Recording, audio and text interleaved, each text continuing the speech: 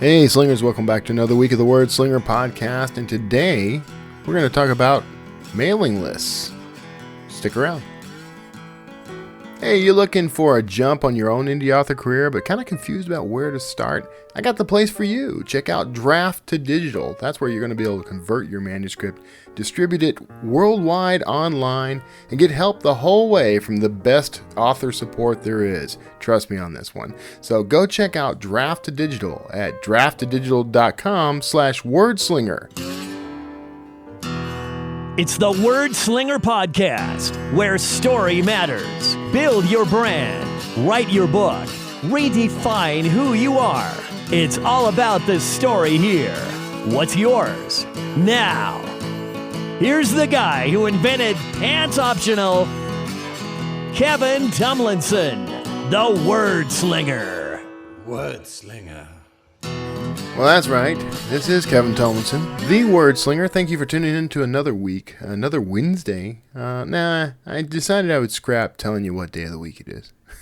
Because I have no idea. This could go live on Thursday, depending on how the day goes. Who knows? So, another solo Wordslinger episode. Solo Slinger. So anyway, as promised, I wanted to talk to you today about mailing lists. And I'm going to try to give you some useful stuff. Mostly, I think it's going to be about perspective on these things.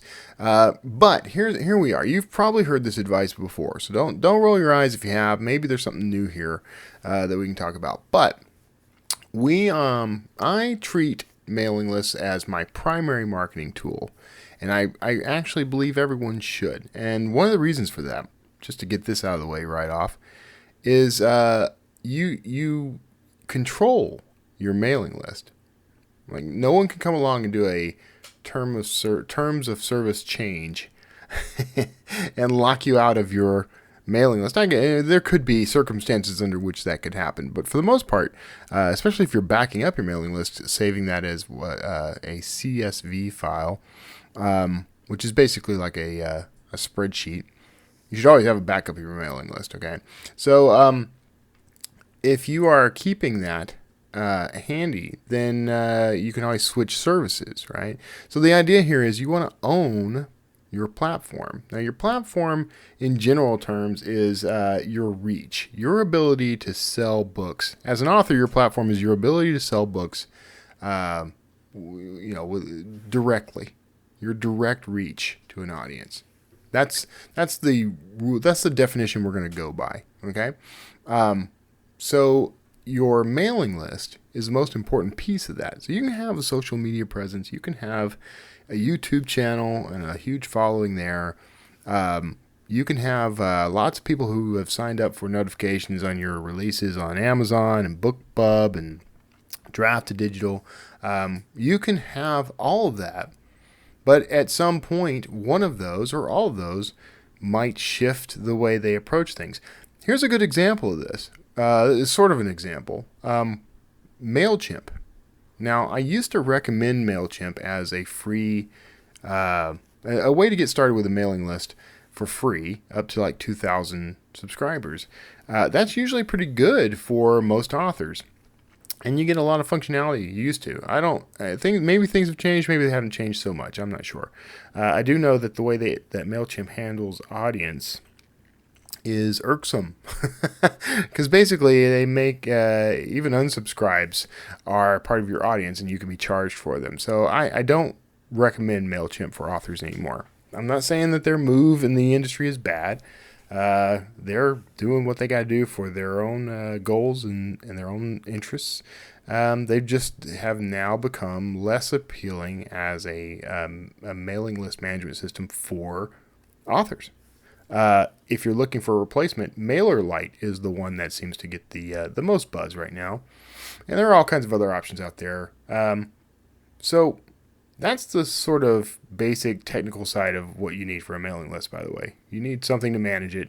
You don't want to be sending your emails out to your list from like your Google account, your Gmail account or something, or from your personal, whatever your email management software of choice is. You want to have a service that's dedicated to managing large lists. And one of the reasons for that is it helps with, keeping you from being marked as spam, or violating spam laws, that sort of thing. So it's useful to have a service to help you manage all that. Okay, so owning your platform is the biggest reason to do this. If you have your mailing list, you can reach out to those folks at any time. One of the advantages of a mailing list is that if you're doing this right, everyone on that mailing list came to you because they're interested in you and your work. If you're just reaching out, targeting people on Facebook through ads or using any sort of ad targeting at all, you are kind of just rolling the dice that the people you appear in front of are going to be interested in your work. And they may not be. So you really have less control over that. It's not a bad thing to do this. It's not a bad thing to reach out and try to grow your platform.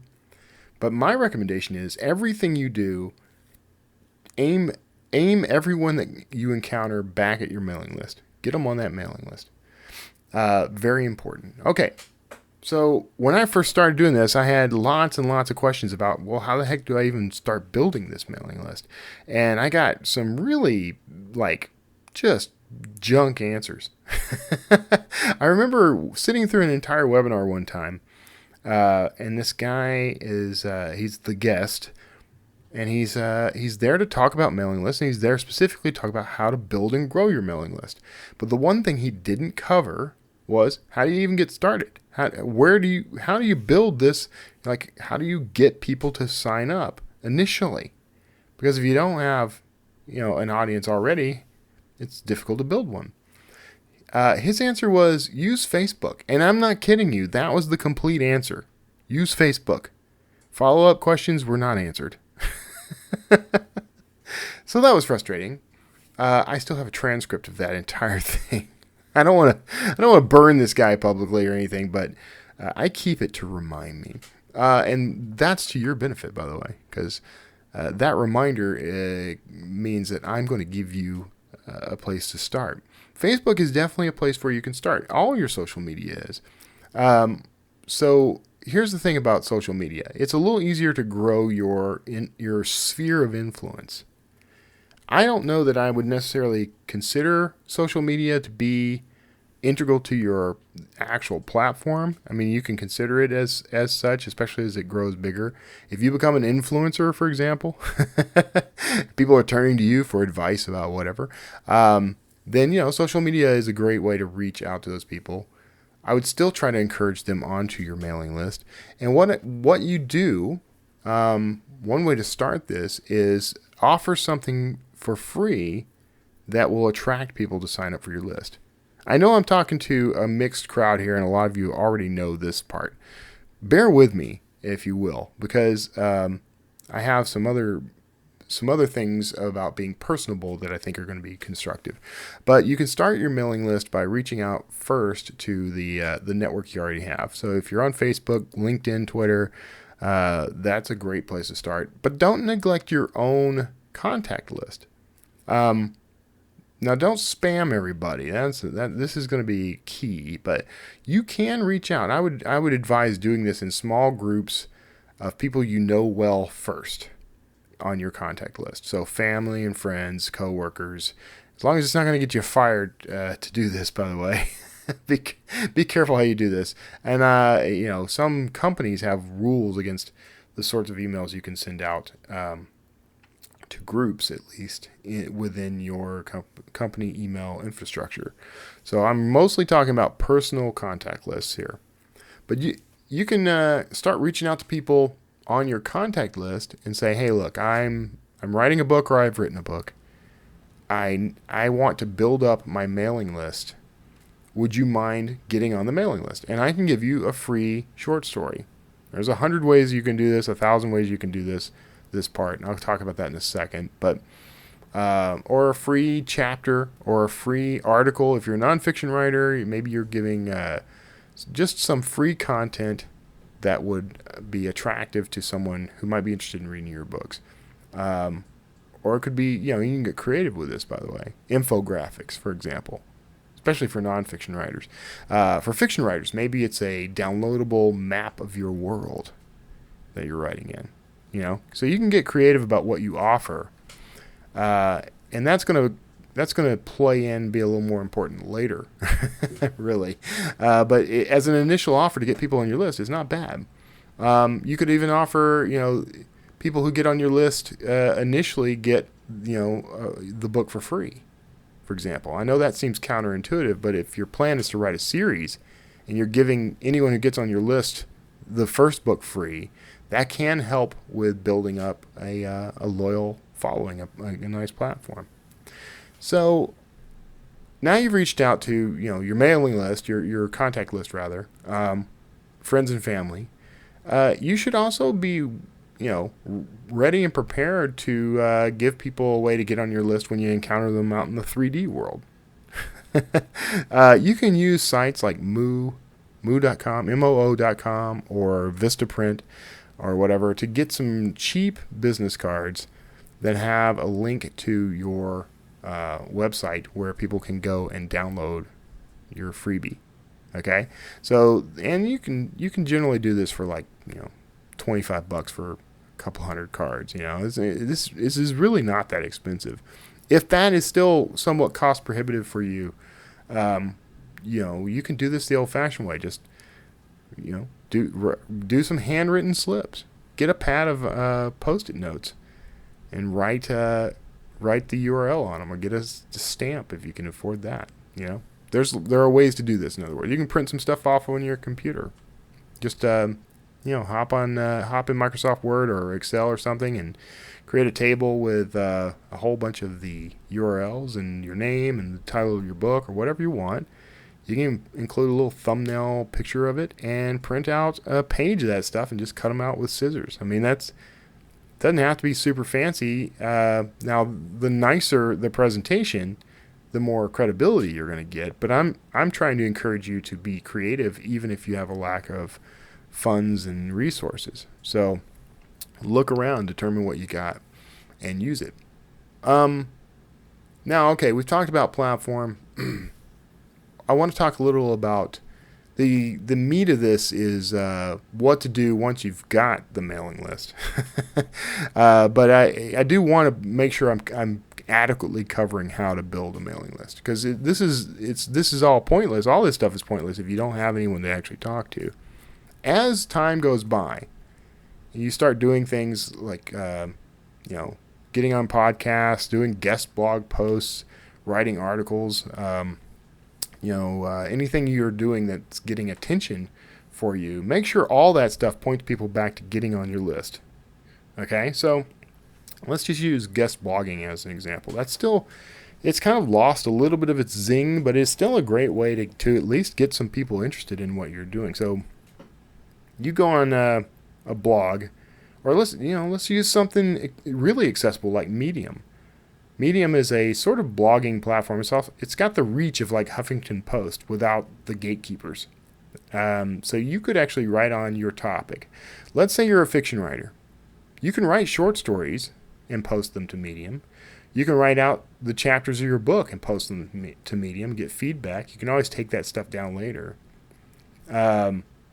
So if you're a nonfiction writer or a fiction writer, you can write articles about that are related to your topic, and on each of these, you want to put contact information in there. You want to put a little bio that says, Kevin Tumlinson is an author living in Sugar Land, Texas, and he loves his dog and his wife, and you can get one of his free short stories at kevintumlinson.com/join me.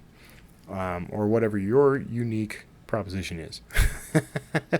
So the point here is start looking at ways that you can get yourself in front of people, and then always point everyone back to your work.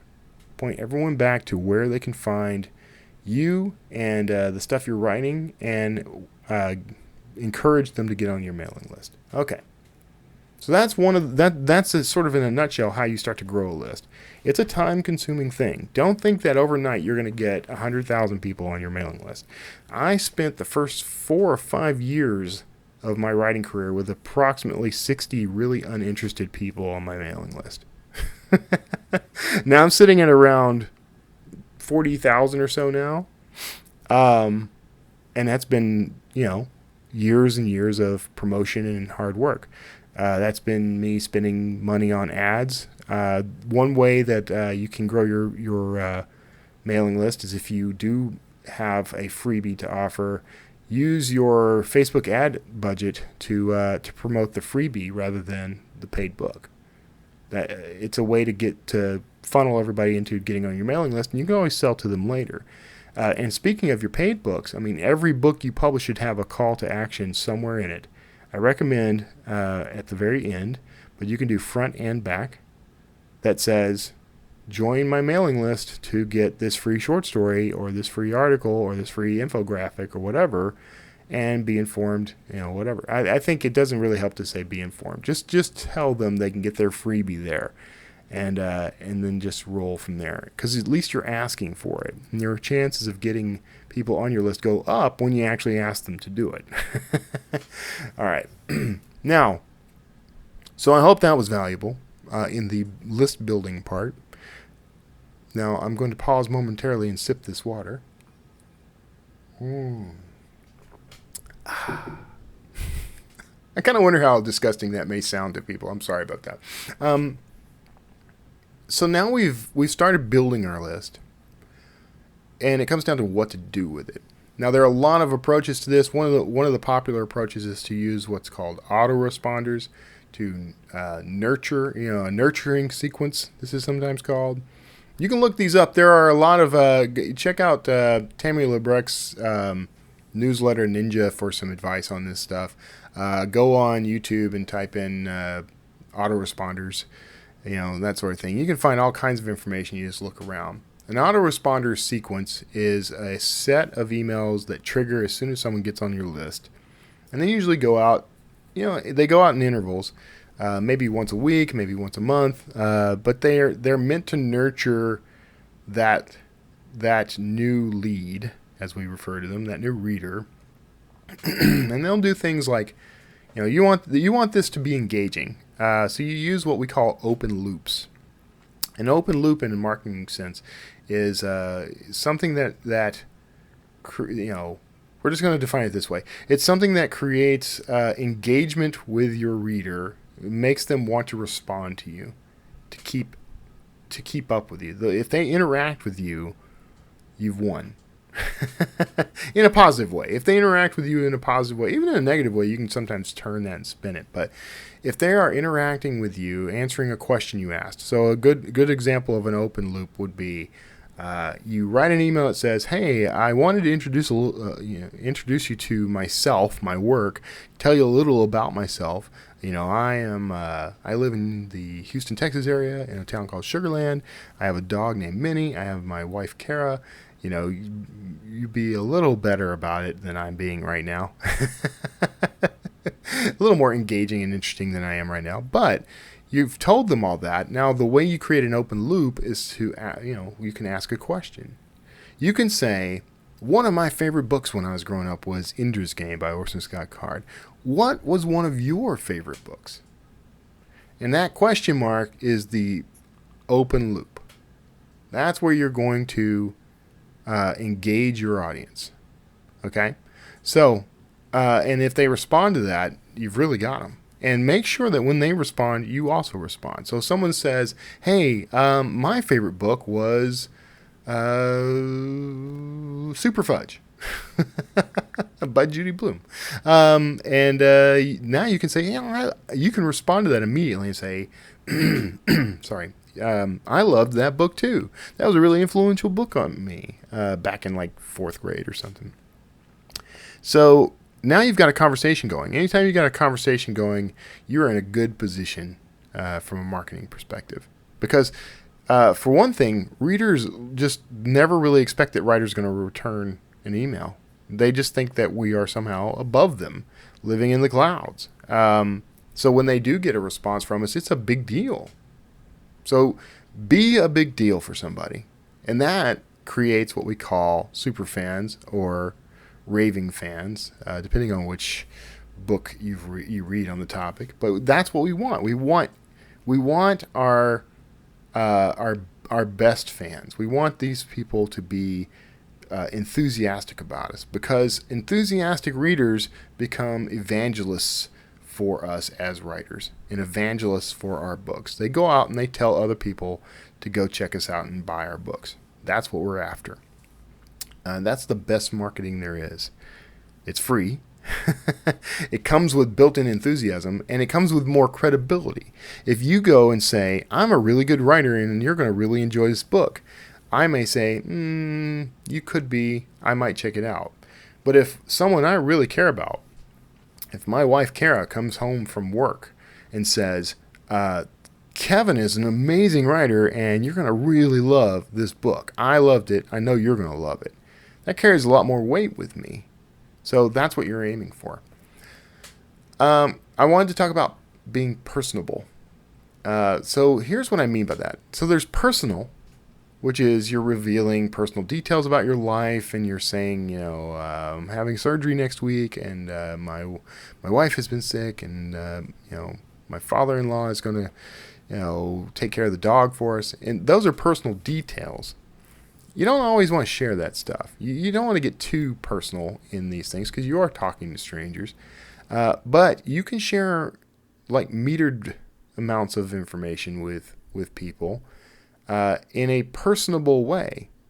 So even if you're not revealing personal details, even if you're not telling anybody about your upcoming surgery or whatever, you can be personable by being approachable. So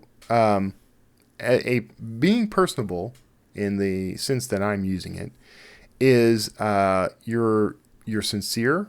Your tone is sincere. You're not haughty. You're not trying to put on airs. You are open and available. So you make it clear to your readers that you think of them as friends and family. You want your email to read as if it is an email you wrote to a buddy or to a family member, maybe somebody you haven't seen in a while. So you're being just a little cautious about how much you share, about opinions you share. But you are, while being cautious like that, you are also saying to them, non-verbally usually, that you appreciate them, you're honored that they're there, and you want to have a relationship with them. Human beings want relationships. We are social creatures. We are always out looking for ways to connect to other human beings. Even the curmudgeons among us, such as myself, who sometimes get a little bit hermit-like and cloister themselves off in their, really nice office, really cozy, comfortable office. I love you, office. But even folks like me, I'm out looking to make connections. This is why I'm doing this podcast. That's why I write in the first place. So what you're saying in these personable emails to your platform is that you're a human being who is open to connections. And the more deeply you're able to connect with your readers, the more loyal they're going to be, and the better evangelists they're going to be for you. So I have people on my mailing list who just share everything with me. Now, I don't share everything with them. I share select things with them, but they feel like they know me very well. And they, for the most part, they do. I mean, they know who I am. I'm not hiding who I am. I just don't always share, the really deep, intimate details of my life. But I do occasionally do things, I share funny moments in my life, for example. One example of this is I had injured my arm, and it was, kind of, tense, and the muscles were all sort of knotted. And so I have a TINS unit, which is this little, like, electrical pager-sized thing with electrodes that you can put on your body, and you'll send electrical current into your body. And people use these for all kinds of reasons, but, it also can help relax tense muscles. So I had one. I put the leads on my arm, and I turned it on without checking to see what it was turned up to. And it just so happened I bumped it and turned it all the way up to its highest setting. So now I have so much current going through my arm that my muscles are contracting and I can't move, and it hurts, right? So I go to reach for the one of the leads to pull it off without quite thinking this through. And so as soon as I make contact with it, now this electricity is going through both hands and they're both seized up. And this is a true story. And then in my convulsions, I knocked the TENS unit onto the floor. So I've got no way to reach it. So I end up having to step on the TENS unit and use my other foot to try to pull the leads out so that I can cut the current off, which works. Now, I share that story because, one, I have no shame. But also because think about what you're feeling right now. Like, this detail about me, right? And this is a funny story. So you get a little laugh out of it. You feel a deeper personal connection because I'm sharing something that is kind of embarrassing, but is not so deeply embarrassing that I wouldn't want the world to know about it, But it feels like I've opened up to you. And so because I've opened up to you, you feel a connection with me. You feel more loyal to me. You care. And if you care, then when I say, hey, I got a new book coming out, I would really appreciate if you'd get it on pre-order for cheap or whatever your value prop is. I got a new book coming out, or hey, if you read one of my books, would you mind giving a review? Or I've got this special promotion happening. You can announce those things.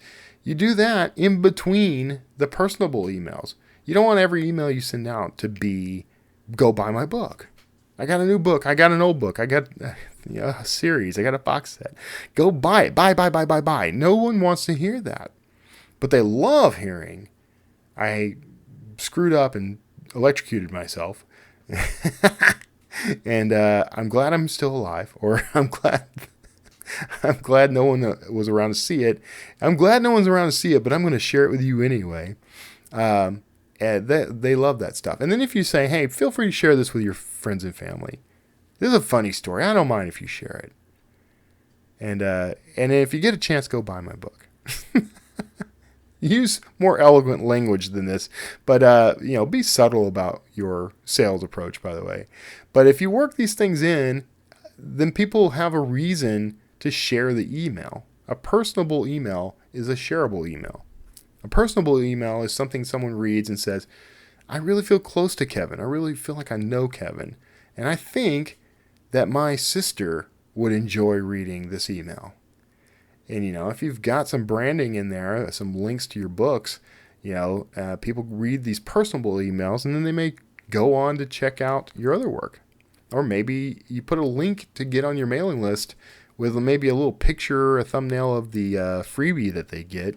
And they read this email and think, oh, man, this Kevin's a doof because he caused himself to go into electrical convulsions. But I think maybe I'd like to check out the rest of his work. Maybe I'd like to see this free short story. I'd like to get more emails like this one. And that's key. So here's the deal. So here's what this all comes down to, because we're coming toward the end. I want to wrap up. Your goal. This is marketing 101. You're creating a brand, okay? And that brand, when you're an author, you are the brand. Your pen name is that brand if you write under a pen name. But you have a personality. And readers relate to authors who share who they are. Okay? I mean, how many times have you read a book by an author, and you reached out hoping that maybe you could connect with that author? Because, it's such a personal thing, right? You are spending a few hours with their voice in your head. You did them the favor of letting them kind of take up some space there. How sort of deflating is it when you reach out to that author and they either never respond at all, or if they do respond, it's a form letter, or it's this sort of, less than enthusiastic or maybe even angry response. Some authors, I've had authors respond to me like, WTF, man, why are you writing me? Don't you know I have work to do? I'm too busy to answer your questions, maybe not literally, but I've gotten that sort of vibe off of emails I've gotten from people. So be willing to connect with your readers, because the better connected you are, the more benefit you can see from that relationship. Being a writer is about cultivating relationships with readers. That's what we're doing. If you don't think of it that way, start considering it, because that is how you build a raving fan base that will go out and promote on your behalf. And that's going to make marketing a lot easier. A lot of us stress over marketing. It gives us fits of anxiety. But the reality is, marketing can be as simple as making friends with your readers. So, that said, we're going to go ahead and wrap up. I appreciate you sticking around. It's been 30 minutes. So, I'm still kind of on point. I go over a little. I'm going over a little right now. But I appreciate you being here. And I appreciate your support and everything that you're doing for me out there. But I want you to know I'm here for you too. So, you got questions, you need some help, whatever. I'm connected with Draft to Digital, of course, but I'm also just here. So feel free to email me. Go to wordslingerpodcast.com. Send me your questions. Comment on this episode on that site. And make sure you're subscribing to the show on iTunes, Stitcher, Google Play, Spotify, anywhere fine podcasts are sold. And share this with as many people as you can. Share this with everybody you know who is in this writing space, who's maybe struggling with this idea of what should the mailing list look like? What does this process look like? This may not have answered all your questions. If not, ask me those questions, and I will provide you with answers in one form or another. So that is it for today's episode of the Wordslinger podcast, the solo slinger episode. Make sure you tune in for the next episode. I am talking to, actually, give me 2 seconds and I can probably, no, I don't have it up. I'm talking to someone you're going to want to hear from. Those episodes typically go live on Fridays, but again, I'm trying to get out of Jody Millman. I'm talking to Jody Millman this at the end of the week. So tune in for that. There's some really interesting stuff in that interview. I know you're going to like it. So God bless each and every one of you. I hope that I'm providing something useful for your life and career. That is one of my chief aims in the world. And I hope you're inspired by all this. And I'll see you all next time. Wordslinger.